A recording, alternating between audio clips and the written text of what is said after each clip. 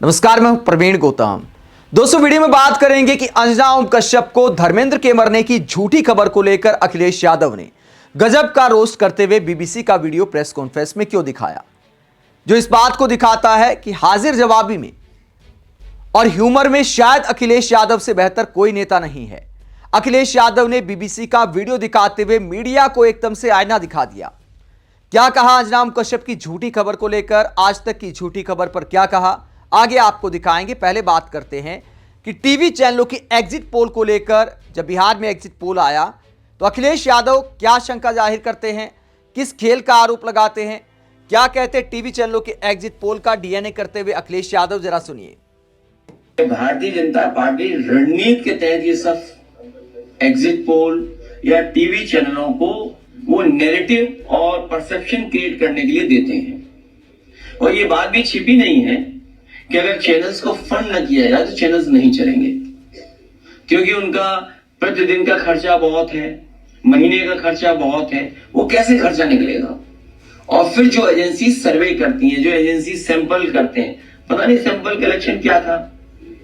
जैसे यूपी का उदाहरण है, तो उनके एग्जिट पोल में और उनके अपने सर्वे में तो दो ही तो जीत रहे थे, क्या एक भी नहीं जीत रहे थे? नहीं, एक भी नहीं जीत रहे थे। अगर सही तरह से उनकी सुना जाए तो बीजेपी पूरी हरा रही थी, हमें जीरो कर रही थी। याद कीजिए, आप याद कीजिए। और फिर क्या हुआ, उनको कितना बुरे हारे। भारतीय जनता पार्टी रणनीति के तहत तो लोकसभा चुनाव की याद दिलाते अखिलेश यादव टीवी चैनलों को कि भैया हमें कितनी सीट दे रहे थे, सफाया कर रहे थे, जीरो दे रहे थे, और हम एनडीए पर भारी पड़े, बीजेपी पर भारी पड़े। इंडिया गठबंधन यूपी में बीजेपी पर भारी पड़ा था और एकदम सदमे में आ गए थे देश के प्रधानमंत्री। यूपी में ऐसा बुरा हाल किया था इंडिया गठबंधन ने एनडीए का कि टीवी चैनलों के सारे एग्जिट पोल धराशायी हो गए थे। इसके बाद अखिलेश यादव देश के वर्तमान हालात पर भी सवाल उठाते हैं। जब पीएम मोदी भूटान से आने के बाद घायलों से मिलने पहुंचते हैं तो सुरक्षा एजेंसियों पर सवाल उठाते हुए अखिलेश यादव देश के प्रधानमंत्री से क्या सवाल पूछते हैं, क्या डिमांड करते हैं, जरा सुनिए। देश के प्रधानमंत्री जी का भाषण हम लोगों ने सुना, जो भूटान में दिया, कि भारी मन से उन्होंने कहा कि इतनी बड़ी घटना देश में हो गई, और उन्होंने आश्वासन दिया है कि जो भी दोषी हैं उनके खिलाफ कार्रवाई होगी। सरकार जो दोषी लोग हैं उनके खिलाफ कार्रवाई करेगी। लेकिन सवाल वही खड़ा हो जाता है कि इंटेलिजेंस फेलियर क्यों हो रहा है, ये घटना क्यों हो रही है। आज इतने सीसीटीवी हैं, कोई बता रहा था कि जो हमारा पड़ोसी देश है, हर चीज मैप्ड है उसके देश में, हर चीज मैप्ड है, हर चीज सीसीटीवी कैमरे पर है। सोचो दिल्ली में न जाने कितना सीसीटीवी कैमरा होगा, और इतनी बड़ी घटना हो जाए, इतनी बड़ी गाड़ी में लोग निकल आए, तो इंटेलिजेंस फेलियर किसकी जिम्मेदारी है? सरकार को सबसे पहले तो जो इंटेलिजेंस डिपार्टमेंट उसे खत्म कर देना चाहिए, उसके अधिकारियों सब पे कार्रवाई कर देनी चाहिए भविष्य में, जिससे कि कोई ऐसी घटना ना हो पाए। तो अखिलेश यादव तंज कसते हुए कहते हैं कि जितनी भी इंटेलिजेंस की एजेंसियां हैं उन पर सख्त कार्रवाई होनी चाहिए, ऐसे अधिकारियों को सस्पेंड कर देना चाहिए, जवाबदेही तय होनी चाहिए। प्रधानमंत्री के भाषण से काम नहीं चलता है, एक्शन से काम चलता है। जवाबदेही आखिरकार कब तय होगी? विपक्षी नेता लगातार अमित शाह का इस्तीफा मांग रहे हैं, आरोप लगा रहे हैं कि देश के गृह मंत्री चुनाव में ज्यादा व्यस्त रहते हैं, देश की आंतरिक सुरक्षा पर ध्यान देने की बजाय सरकारें बनाने और बिगाड़ने पर ज्यादा ध्यान रहता है। वहीं अखिलेश यादव ने चुनाव आयोग पर भी कटाक्ष किया, कहा कि विपक्षी दलों को काम दे दिया गया है, विपक्षी दल इसी गुणा भाग में लगे रहते हैं कि हमारा कौन सा वोट कट रहा है और किसका वोट जुड़ रहा है, बिजी कर दिया है ताकि असल मुद्दों पर सरकार से सवाल ना पूछ सकें। बीजेपी फ्री रहती है क्योंकि चुनाव आयोग उसकी तरफ से काम कर रहा है। तो चुनाव आयोग पर खेल का आरोप लगाते हुए अखिलेश यादव इस पूरे मुद्दे को लेकर क्या कहते हैं, जरा सुनिए।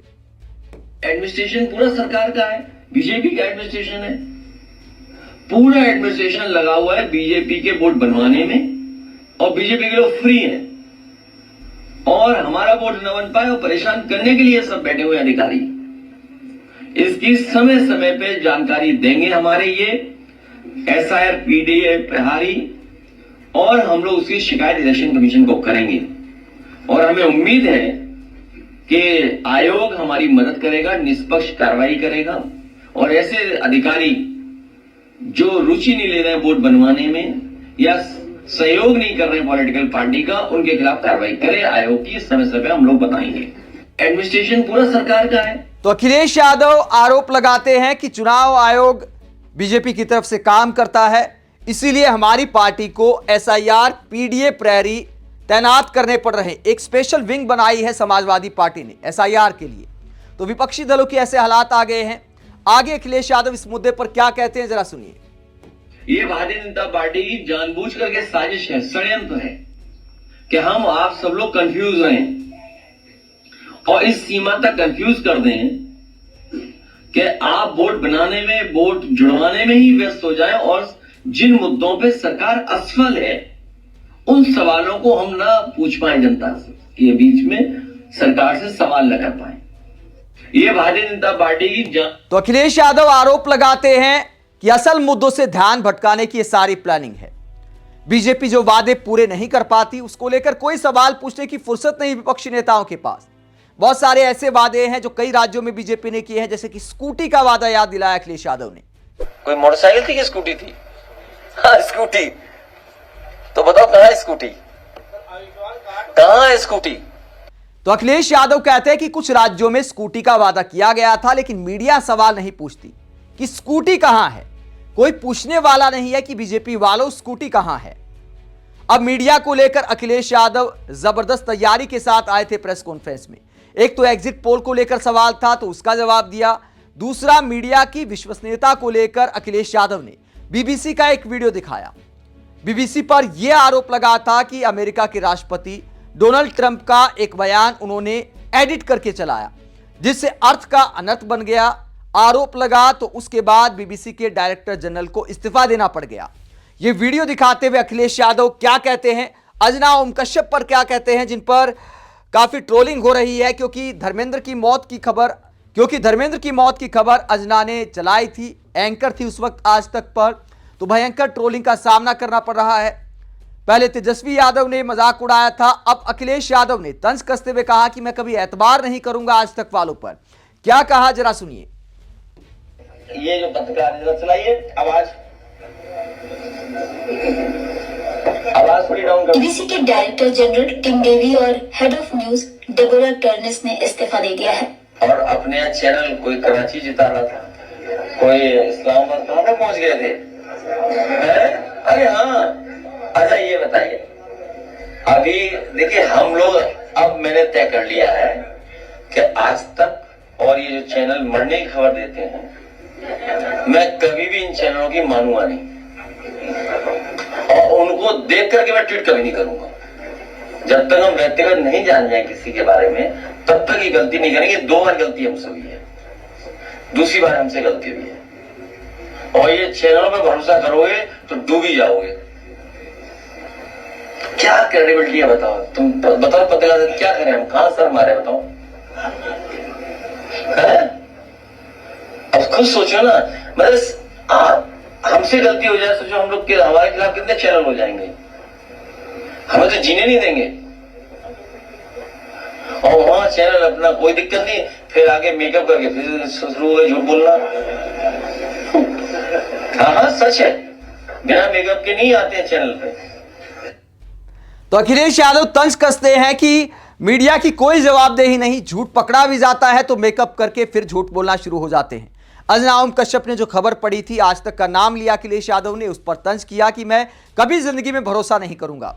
लगता है अखिलेश ने भी ट्वीट कर दिया था, इसीलिए कहते कि 2 बार गलती हो गई है। मरने की खबर को लेकर मीडिया पर यकीन कर लिया, उसके बाद पता चलता है कि व्यक्ति अभी जिंदा है, तो आज के बाद भरोसा नहीं करूंगा जब तक व्यक्तिगत तौर पर जानकारी पुख्ता ना हो जाए। तो मीडिया की विश्वसनीयता को लेकर सवाल उठाते हैं। BBC का उदाहरण देते हैं कि देखिए, एक तरफ दुनिया की मीडिया है जहां एक खबर के आरोप पर, वीडियो एडिट के आरोप पर चैनल के हेड का इस्तीफा हो जाता है, डायरेक्टर जनरल का इस्तीफा हो जाता है, और यहां पर मीडिया का कुछ नहीं बिगड़ता, फिर झूठ परोसते चले जाते हैं, कोई जवाबदेही नहीं, कोई जिम्मेदारी नहीं। तो मीडिया पर लगातार सवाल उठाए हैं अखिलेश यादव ने। आप इस पूरे मसले को लेकर क्या सोचते हैं? कमेंट बॉक्स पर अपनी राय जरूर दें, साथ ही चैनल को सब्सक्राइब भी करें। नमस्कार।